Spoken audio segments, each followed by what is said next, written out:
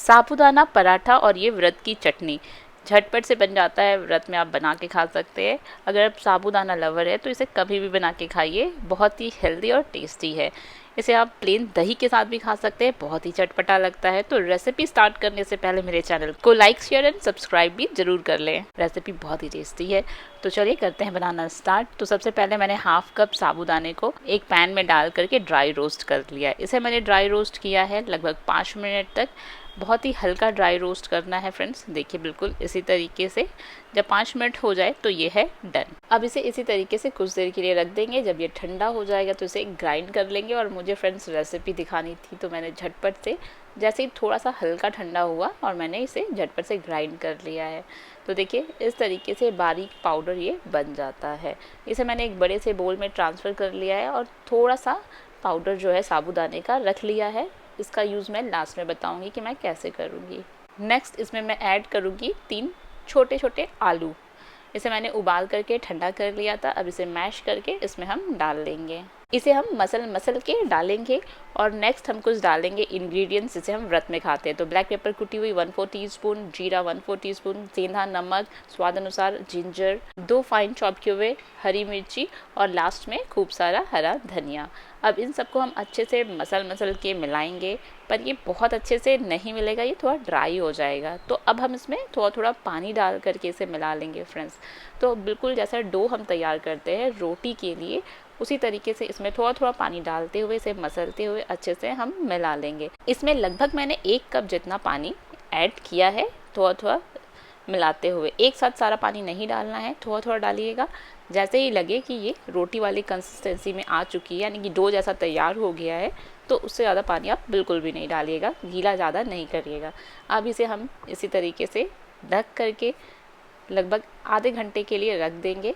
Minimum आधा घंटा रखिएगा ही। उसके बाद इसकी जो रोटियां हम बनाएंगे ना, बहुत ही टेस्टी बनेगा। अब आधे घंटे बाद ये अच्छे से सेट हो चुका है। अगर इस स्टेज में थोड़ा ये हार्ड लगेगा तो थोड़ा थोड़ा पानी छिड़कते हुए वापस से इसे आप थोड़ा सॉफ्ट कर लेंगे फ्रेंड्स। तो इस बात का ध्यान रखिएगा। अब छोटे छोटे इसके पेड़े बना लेंगे। देखिए बिल्कुल इसी तरीके से। अगर ये हाथ में चिपके, वैसे ये बिल्कुल भी नहीं चिपकता है, आपको बता रही हूँ। इन केस वो चिपका तो हाथ में थोड़ा सा घी लगा लीजिए, देसी घी लगा करके। क्योंकि हम व्रत के लिए बना रहे हैं तो देसी घी यूज़ किया है मैंने। आप चाहे तो मूंगफली का तेल, कोई भी वेजिटेबल ऑयल भी यूज़ कर सकते हैं इसे बनाने के लिए। तो देखिए इसी तरह हाथ में प्रेस करते हुए इस पेड़े को मैं थोड़ा बड़ा कर लूँगी, यानी कि फैला लूँगी। अब चलिए इसे हम बेलते हैं। तो जो हमने साबूदाने का थोड़ा पाउडर बचा लिया था, उसी की हेल्प से इसे हम अभी बेलेंगे। तो देखिए इस तरीके से इसे लगाते हुए आराम से इसे हम बेल लेंगे। जिस तरीके से हम रोटी यानी कि चपाती बनाते हैं, बिल्कुल उसी तरीके से, पर हल्का हल्का प्रेस करते हुए, क्योंकि ये थोड़ा थोड़ा ब्रेक हो सकता है। तो इसे आराम से बेलिए। ऐसा नहीं है कि इसे हम बेल नहीं पाएंगे, बहुत अच्छे से बेल जाता है, लेकिन हल्के हाथ से बेलिएगा। और एक और ट्रिक है, अगर आप बेलन से इसे अच्छे से नहीं बेल पा रहे तो 2 प्लास्टिक में, जैसे हम पापड़ बनाते हैं उस तरीके से भी आप प्रेस करते हुए इसे फैला सकते हैं। वो भी बहुत ईजी तरीका है, पर मैंने इसी तरीके से बनाया। मुझे ये ही ईजी लग रहा था कि बेलन से बेल लो, फटफट से ये बन जाएगा जैसे हम रोटी बनाते हैं। तो देखिए इसी तरीके से झटपट से मैंने इसे बेल लिया है। अब इसे हम सेक लेंगे जिसमें आपको पसंद हो। मैं इसे व्रत में खाऊंगी इसलिए मैंने इसे पैन में ही सेका है, तवे पे भी आप सेक सकते हैं। तो चलिए इसे डाल करके अब झटपट से हम सेकते हैं। लो टू मीडियम फ्लेम पे हम इसे सेकेंगे। स्टार्टिंग में मैंने मीडियम रखा है, उसके बाद मैं इसे लो फ्लेम में सेकूंगी। तो जैसे ही एक तरफ सिक जाएगा, यानी एक तरफ सिकने के लिए डाल दिया, ऊपर से एक साइड से मैं थोड़ा सा घी साइड से भी डाल दिया और ऊपर भी थोड़ा थोड़ा लगा दिया है। और एक बार इस तरीके से चारों तरफ से छुड़ा लिया है और इसे मैंने उलट दिया है। तो उलट पलट के इसे हम दोनों तरफ देसी घी लगा करके सेक लेंगे। घी फ्रेंड्स आपके ऊपर डिपेंड है, आप जितना थोड़ा या ज़्यादा लगा के सेकना चाहते हैं आप सेक लीजिए। ये बहुत ही आराम से, जैसे हम रोटी सेकते हैं ना, बिल्कुल उसी तरीके से सेक जाता है और फूल भी जाता है आराम से। तो अब तैयार है साबूदाने का पराठा, जो बहुत ही आराम से बन जाता है उलटते पलटते। लो टू मीडियम आंच में इसे सेकने के बाद ये है रेडी खाने के लिए। गर्मा गर्म खाइए और खिलाइए। तो एक बन चुका है, मैंने झटपट से दूसरा भी सेक लिया है।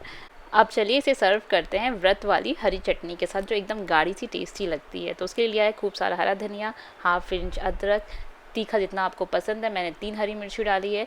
इसमें भुने हुए मूंगफली को मैंने डाला है, 1 मुट्ठी जितना और थोड़ा सा पानी डाल करके इसे मैंने ग्राइंड कर लिया है, देखिए बिल्कुल इसी तरीके से। और लास्ट में मैंने डाल दिया है स्वाद अनुसार सेंधा नमक। इसे मिला करके हाफ नींबू भी डाल देंगे। तो फ्रेंड्स, व्रत में आप कोई भी इंग्रेडिएंट जो आप नहीं खाते हो आप उसे स्किप कर दीजिएगा, और नॉर्मल डेज में आपको कुछ अलग से ऐड करना है तो ऐड भी कर सकते हैं, पर ये इसी तरीके से सिंपल ही बना के खाइए, बहुत ही टेस्टी लगता है। अब तैयार है बनके साबूदाने का पराठा और व्रत में खाने वाली हरी चटनी। इन दोनों की जो कॉम्बिनेशन है बहुत ही टेस्टी लगता है, गर्मा गर्म बनाइए।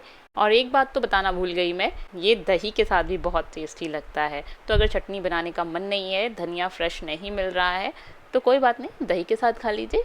तो तैयार है हमारा व्रत की थाली। लाइक शेयर एंड सब्सक्राइब भी करें मेरे चैनल को। मिलते हैं मेरे नेक्स्ट रेसिपी में। Till then, bye bye, take care.